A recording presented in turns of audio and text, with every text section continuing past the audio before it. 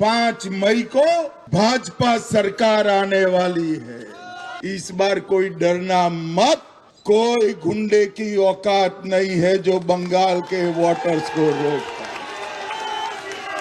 इस बार भय मुक्त होकर वोटिंग करना है टीएमसी को मूल समेत उखाड़कर बंगाल की खाड़ी में फेंक देना है। पूरा बंगाल ममता बनर्जी को विदाई करने के लिए तैयार है, मगर भवानीपुर वालों, पूरे बंगाल में परिवर्तन करने आपके हाथ में है। ऐसा है, एक एक सीट कर जीतेंगे, 170 सीट तक जाएंगे, तब परिवर्तन होगा, ठीक है ना? मगर मेरे पास एक शॉर्टकट है। अगर भवानीपुर वाले एक ही सीट जिता दे तो परिवर्तन अपने आप हो जाएगा।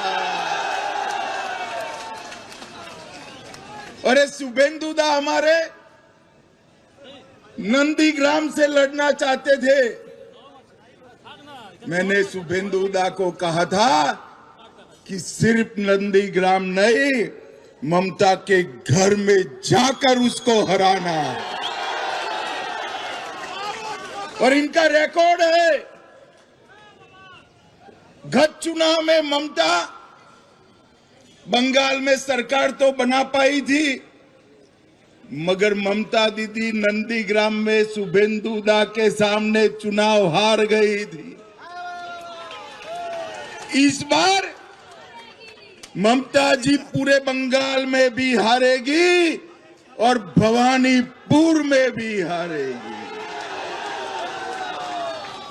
आज सुबह कुछ पत्रकारों का फोन आया कि वातावरण तो बहुत अच्छा है, बंगाल की जनता चाहती है कि ममता बनर्जी चली जाए, तृणमूल के गुंडे जेल में जाए, भाजपा कार्यकर्ताओं की हत्या करने वाले को चुन चुन कर जेल में डालना चाहिए।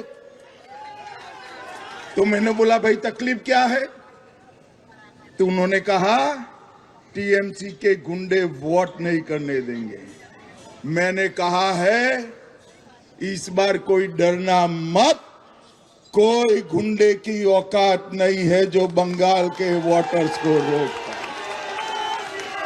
इस बार भय मुक्त होकर वोटिंग करना है और सिर्फ हराना नहीं है टीएमसी को, मूल समेत उखाड़कर बंगाल की खाड़ी में फेंक देना है। भाइयों बहनों, जिस प्रकार से बंगाल में भ्रष्टाचार का शासन हो गया, टोलबाजी फैल गई, सिंडिकेट ने बंगाल की जनता का जीना हराम कर दिया है और घुसपैठ इतनी बढ़ा दी कि पश्चिम बंगाल का अस्तित्व ही खतरे में आ गया है।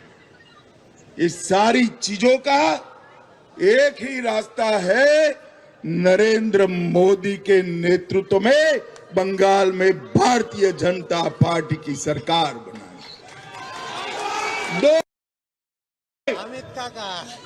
जिस राज्य ने मोदी जी पर भरोसा रखकर सरकारें बनाई, वो सभी राज्य विकास के रास्ते पर आगे चल गए। अब बारी हमारे बंगाल की है। मुझे बताओ भवानीपुर वालों, बंगाल में परिवर्तन करना है या नहीं करना है? बंगाल में तो परिवर्तन होगा ही, भवानीपुर में परिवर्तन करना है या नहीं करना है?